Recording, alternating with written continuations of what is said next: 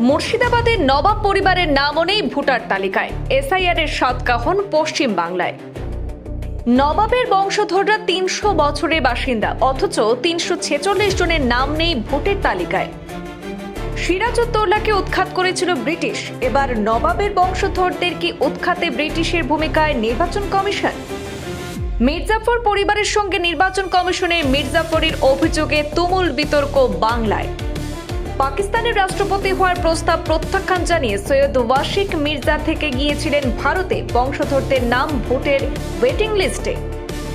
একসময় যারা বাংলা, বিহার, ওড়িশায় রাজত্ব করতেন তাদের নামই যখন নেই, বাকিদের অবস্থা কেমন? প্রশ্ন শাসক শিবিরের।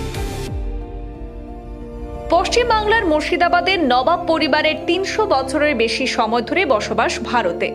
নবাব সিরাজউদ্দৌলার সেনাপতি ও পরে বাংলা, বিহার, ওড়িশার নবাব হয়েছিলেন মির্জাফর। তার নামে যে অভিযোগই থাকুক না কেন, শ্রী মির্জাফরের বংশধরদের মধ্যে ৩৪৬ জনের নামই বাদ পড়েছে এসআইআর প্রক্রিয়ায়। একসময় যারা বাংলা, বিহার, ওড়িশায় রাজত্ব করতেন তাদের নামই নেই ভোটের লিস্টে। অর্থাৎ মির্জাফরের বংশধররাই এখন লড়াই করছে নিজেদের ভারতীয় নাগরিক হিসাবে প্রমাণ করার জন্য। শুনানির তালিকায় নাম থাকায় ওইসব ভোটার শুনানিতে গিয়েছিলেন, এরপরেও নাম উঠেছে ডিলিটেড তালিকায়। এমনটাই অভিযোগ মুর্শিদাবাদের নবাব পরিবারের বর্তমান বংশধরদের। নবাব সিরাজকে উৎখাতের পর ইংরেজরা বাংলার মসনদে বসিয়েছিল মির্জাফরকে।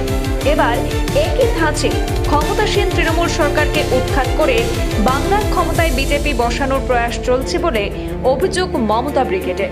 মির্জাফরের বংশধর রেজা আলী মির্জা, মুর্শিদাবাদে তিনি ছোটে নবাব নামে পরিচিত। তার পরিবারের ৯ সদস্যের নাম বাতিলের তালিকায় পড়ে গিয়েছে বলে অভিযোগ। বাদ পড়াদের তালিকায় রয়েছেন তৃণমূল কংগ্রেসের কাউন্সিলর সৈয়দ মোহাম্মদ ফাহিম মির্জাও। রেজা আলী মির্জা সংবাদ মাধ্যমে জানিয়েছেন, এত বছরের তাদের বসবাস, এতদিন ভোট দিয়ে এসেছেন, তারপরেও ভোটার তালিকা থেকে বাতিল হলো কিভাবে?